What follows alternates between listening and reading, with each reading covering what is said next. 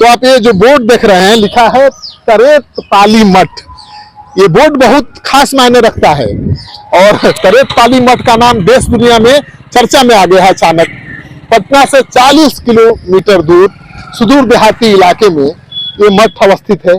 आखिर चर्चा में क्यों आ गया? चर्चा में आ गया है बागेश्वर धाम की वजह से। बागेश्वर धाम के महंत धीरेन्द्र शास्त्री यहाँ पर कथा करने आने वाले हैं। पहले पटना के गांधी मैदान में कथा होने वाली थी, लेकिन जिला प्रशासन से अनुमति नहीं मिली। कारण बताया गया, जो भी हो कारण। अब पटना के गांधी मैदान की जगह पटना से 40 किलोमीटर 42 किलोमीटर दूर इस सुदूर देहाती इलाके में बाबा की कथा हो रही है। कथा की तैयारी आप देख लीजिए। ये है कथा पंडाल का मैदान, जहां पर पंडाल लगाने की तैयारी चल रही है। अभी 1 सप्ताह का समय है, अगले 2-4 दिन में पंडाल दिखने लगेगा। मठ के बाहर जो बैठका है उसमें आप देख रहे हैं कि सैकड़ों लोग ग्रामीण बैठे हुए हैं, आए हुए हैं। सब लोग कथा की तैयारी में जुटे हुए हैं और सब यही चर्चा कर रहे हैं कि कथा को कैसे ऐतिहासिक बनाया जाए। कथा को लेकर कितना उत्साह? बहुत ज्यादा है। इसके लिए बहुत ज्यादा उत्साह है। तेज प्रताप विरोध कर रहे हैं? नहीं, कोई नहीं कर रहा है। वो सिर्फ कुछ लोगों का विरोध करने से अगर कोई चीज नहीं होगा तो अपना इसी बहाने कुछ नाम भी करना चाहते हैं। विरोध कोई नहीं कर वो सभी लोग आने वाले हैं। अच्छा, वो सभी लोग यहाँ पहुँचेंगे। लालू जी भी पहुंचेंगे। लालू जी का देन है, वो देख रहे हैं हॉस्पिटल, और लालू जी ही का, उनका पिताजी का देन है। तो आप देखिए यहाँ पर जो तरेत मठ है, यहाँ पर एक हॉस्पिटल बना हुआ है। कहा जा रहा है कि सांसद निधि से, यानी आरजेडी के सांसद निधि से यहाँ बहुत कुछ काम हुआ है। लालू यादव खुद इस पुराने तरेत पाली मठ के भक्त हैं और वो भी कथा सुनने आ सकते हैं, बाबा का आशीर्वाद लेने आ सकते हैं। तो लोग तेज प्रताप यादव की धमकी को गंभीरता से नहीं ले रहे हैं और उनका कहना है कि तेज प्रताप के बयान से ये नहीं समझ लेना चाहिए कि पूरी आरजेडी बाबा के खिलाफ है। वैसे भी तेजस्वी यादव ने ऐसा कोई बयान नहीं दिया है। लालू यादव का कोई बयान इस तरह का नहीं आया है। हाँ, प्रदेश अध्यक्ष जगदानंद सिंह ने जरूर विरोध किया है और कहा है कि ऐसे संतों को जेल भेज देना चाहिए। देखिए, तो गांव के बाहर तरेत मठ का जो ये है बैठका, उसमें सैकड़ों लोग यहाँ पर जमा हैं। मीडिया कर्मी भी यहाँ पर आ गए हैं। अपने अपने हिसाब से कथा स्थल को दिखाने की कोशिश की जाएगी। हर तरफ देखिए पेड़ हो, पौधा हो, हर जगह झंडा लगाने की तैयारी चल रही है। तो पूरा राममय माहौल हो गया है। राम की कथा, हनुमान जी की कथा होने वाली है और हर जगह राम के झंडे और हनुमान के झंडे फहराते नजर आ रहे हैं। तो माहौल बड़ा ही मजेदार है। और ये देखिए, ये धर्म ध्वजा है जिस पर हनुमान जी फहरा रहे हैं। तो जहां भी कथा होती है धीरेन्द्र शास्त्री की, वहां पर सबसे पहले इस धर्म ध्वजा की स्थापना होती है। देखिए कितनी खूबसूरत धर्म ध्वजा है, इसकी स्थापना हो चुकी है।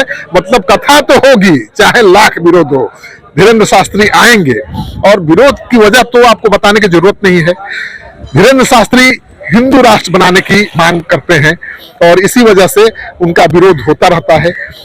ठीक है, ये लोकतांत्रिक व्यवस्था है अपने देश में और यहाँ पर सबको अपनी राय रखने का अधिकार है। सबको अपने धर्म का प्रचार का अधिकार भी है और सबको अपनी बात रखने का अधिकार भी है।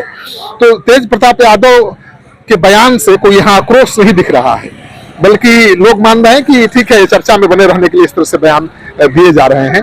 तो यहाँ पर तैयारी में ग्रामीण जुटे हुए हैं, पूरी तैयारी चल रही है। अगले 3-4 दिन में कथा पंडाल बनकर तैयार हो जाएगा, तब आपको पता चलेगा कि कितना भव्य कथा का आयोजन होना है।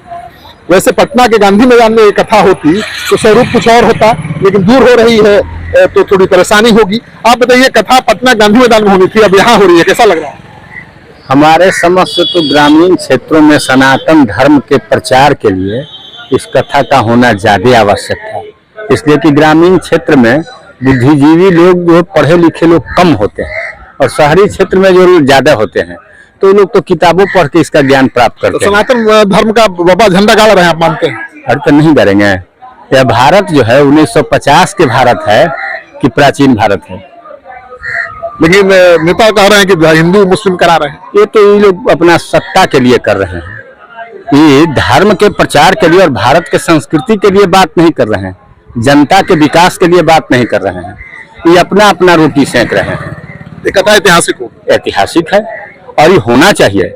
देश जो है, भारत की जो गरिमा है वो प्राचीन है। ये 1950 का भारत नहीं है।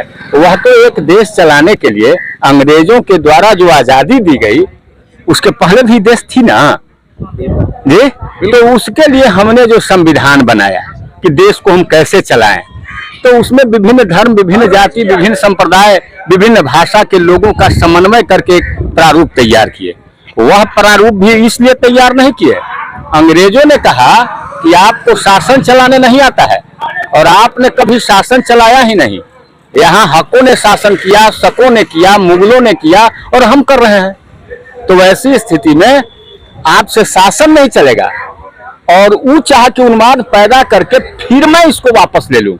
इसलिए सारे लोगों ने मिलकर, बुद्धिजीवियों ने, 300 लोगों ने मिलकर देश का एक संविधान का निर्माण किया और आपसी भाईचारा का समन्वय स्थापित होना चाहिए।